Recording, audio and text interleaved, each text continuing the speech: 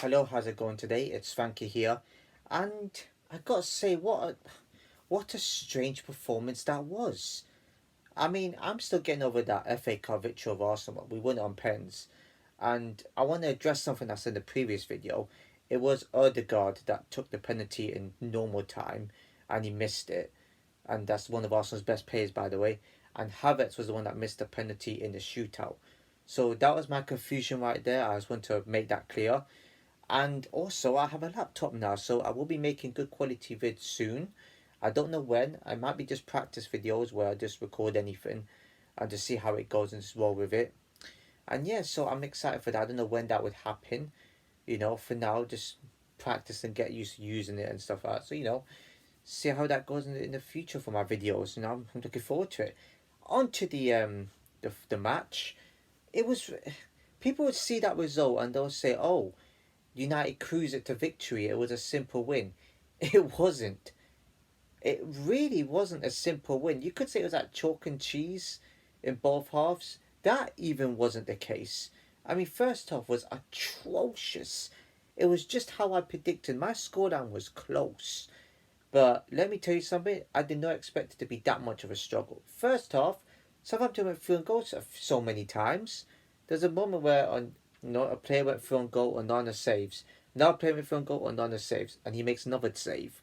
If it wasn't for him, we would be 2-3 down at half time to bottom of the league, which is embarrassing. And I knew it. I said Arsenal and Liverpool are hard matches, right? So you're going to go into the next match against a team like Southampton and think, okay, this is easy. United players did turn up as if they thought they won the game already, and they didn't need to do that. They didn't need to do it. Like you still got to work hard with what's in front of you and who's in front of you. You can't be messing around. It's the passes were all poor. So it gives credit to Southampton though. They defended spectacularly in the first half. I mean, getting blocked, but didn't really, not really blocks I could say, but getting bodies in the way to stop us from making good passes, make it really difficult, sprint, and especially that player Suleimani or something like that. And Ochu, I think Ochu was Ochu playing, Ochu or something like that. Great plays for that club, and Dibbling as well. I gotta say for Southampton, they were magnificent against us.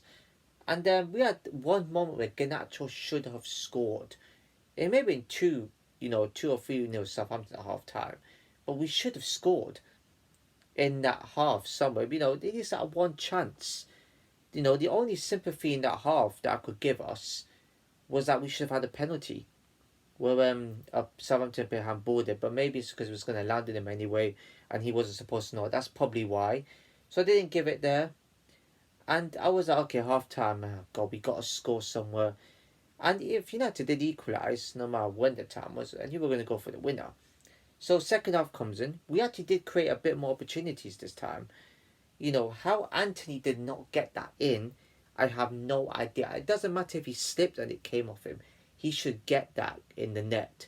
And there'll be another chance where the goalie saves it. I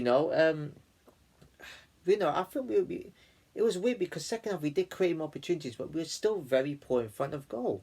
Someone didn't really do anything for the second half. It was that one of those where it was back to the walls, and I wouldn't say they were holding on that much and that fully, to be honest.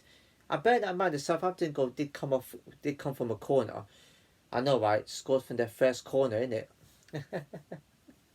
They scored from their first corner of the season, Southampton, and it wasn't even their goal. I'm pretty sure it said it was an own goal by Ugarte, but I looked. I thought it came off Maguire or something. I don't know who was in that defence, but literally it was messy goal to concede. We didn't need to concede that. So yeah, second half continues, and then I didn't think we were going to score. It was looking like we weren't going to score. The crossing as well. Oh my goodness, Garnacho is poor. The plays are really poor. They were, but then Ahmad steps up and gets the equaliser. Relief. Oh my god, he hit it, struck off the defender, came off him, and he struck into the net. I was like, yep.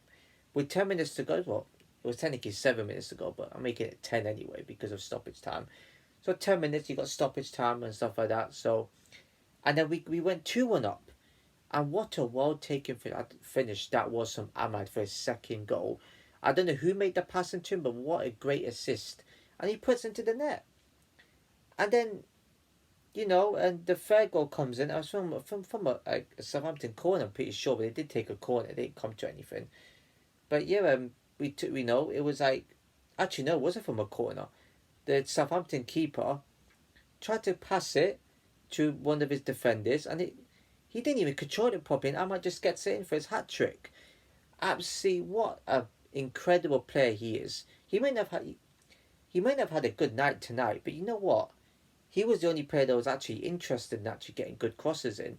He wasn't at his best, but bloody hell, if he's not his best and he's getting hat tricks, what's he like when he's at his best?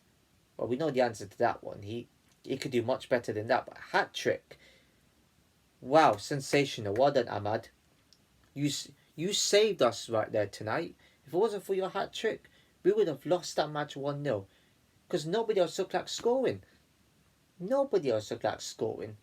The goalkeeper made the odd save. I'm pretty sure he made a comfortable save from someone. I'm pretty sure he made another save somewhere. I mean, people are going to look at the stats and say, 9 shots on target to us, and we've had whatever shots not on target. People might look at that for, okay, it was a contribution. It really wasn't. But you know what? 3-1, he made it look comfortable. So I'm kind of happy it didn't just end 2-1. I got to applaud Southampton's performance as well throughout until they conceded, because until then they were fantastic. But that's why they're bottom of the league for a reason, because they can't hold out these results. Even playing against a weak United team that can't really score goals, even a rubbish United team like that could score 3 past them. So that's why they're rock bottom, because they concede ridiculous goals that they did tonight. I don't know, it's a weird one. It was more of a 1-1 than a 3-1 victory. I don't know. But when we went to 1-1, I was like, yeah, we have to get the winner. And we pushed on, we did. I was a bit nervous thinking, is Southampton going to retake the lead, or are they going to make it 2-2 somewhere? But 3-1, I was relieved that there was a third goal involved, because it means that we finished off the game. So close. I said 2-1 United. I was close. I didn't know it was going to be this much of a struggle. I thought we were going to create more opportunities in front of goal. I did think Southampton were going to score somewhere, but not when they took the lead. So yeah, it's kind of a different scenario compared to what I imagined. But you know what? Happy with the 3 points, actually, to be honest. Need to perform better than that, because our next league match is against Brighton at home, and they just got a good win at Ipswich. So hey, at least we're 12th now. We're not 13th from 4 teams. So let's be relieved about that one. Relegation battle? You must be joking me. I mean, probably could have been if we would have lost that match, not even drawn. But yeah, it just goes to show. I mean, that's what this team can do sometimes. Can make your life difficult, and all of a sudden they get a winner. Like they win the game. I don't know. This United team are weird. I did say how it was going to be. You got Forest and Liverpool drawing. Yeah, I was relieved in that one in the draw. That means Liverpool didn't win again. Arsenal beat Tottenham in the derby 2-1, which, poor derby. Tottenham were nervous. As soon as they took the lead, I thought, yeah, I don't see them seeing any result out here. I see Arsenal winning that match. I said 3-1 Arsenal, so I was close in that one too. As much as I can't stand the Arsenal fans based on how cocky they are, I obviously hate Liverpool more than Arsenal. I do want Arsenal or Chelsea or Forest to win the league ahead of Liverpool. It would be great if Forest would have won that game. 3 points behind them, and Forest, I would love for them to win the league, man. I mean, me being the United fan, Forest win the league will be a bonus. It'll be an extra bonus, because it means none of my rival teams won the league, which would be incredible. You got City drawing at Brentford from 2-0 down. 2-0 up. We get criticised for going 2 goals up and blowing it. City go 2 goals up at Brentford and they blow it. Yeah, but that's okay, because they're one of the best teams in the world, so they don't get criticised like we do. So there's one thing right there. You got Chelsea drawing against Bournemouth. Bournemouth had 2-1 up until they conceded late on. Unlucky for them there. It just proves them winning at Old Trafford wasn't necessarily a fluke. Results like that can happen. West Ham 3-2 against Fulham. Potter's new club now. Interesting. Got rid of Lopetegui and a good response from West Ham. Pretty good match that. Moyes returning to, what was it, Everton, and they lost 1-0. Oh, it's going to be tricky. They should have kept Sean Dyche, I think, for the rest of the season. And then Brighton winning 2-0 Ipswich. I think I mentioned that one. Comfortable victory for Brighton there. So we got next. Slightly more tougher opponents, but I'll tell you one thing. I bet United probably wake up for that one. I'm still going to think it's going to be a scrappy 2-1 probably from United. I'll take any win at this moment in time. You know, it just goes to show tonight, United are unpredictable, which can be a good thing and also a bad thing. So there's one, you know, there's something weird right there. Yeah, I think I might have missed out a match, but it doesn't matter. I mentioned the main ones I can remember. And yeah, look, I mean, on to the next game. I know we got Rangers at home in the Europa League. I think that's going to be a struggle too. I really think so. But United have had matches where they won matches comfortably. You know, I think under Ten Hag we probably would have drawn that game. We probably wouldn't have showed the same attitude of trying to win it. So there's a little bit of a head scratcher right there. Would it have been the same result under Ten Hag? Possibly. I don't know anyway. And Tottenham got 5 at Southampton's ground, which annoyed me a bit because we were struggling to get 1. But it did end in a comfortable 3-1, so I don't know. It didn't match the performance, but second half was a bit better, created more, and probably the goal looked like it was coming, I guess. I mean, that's how you want to put it. We just needed to actually put the ball in the net in the second half. First half didn't deserve anything. Second half slightly better, and you could say, yeah, goal could have been coming, judging by how many chances we created.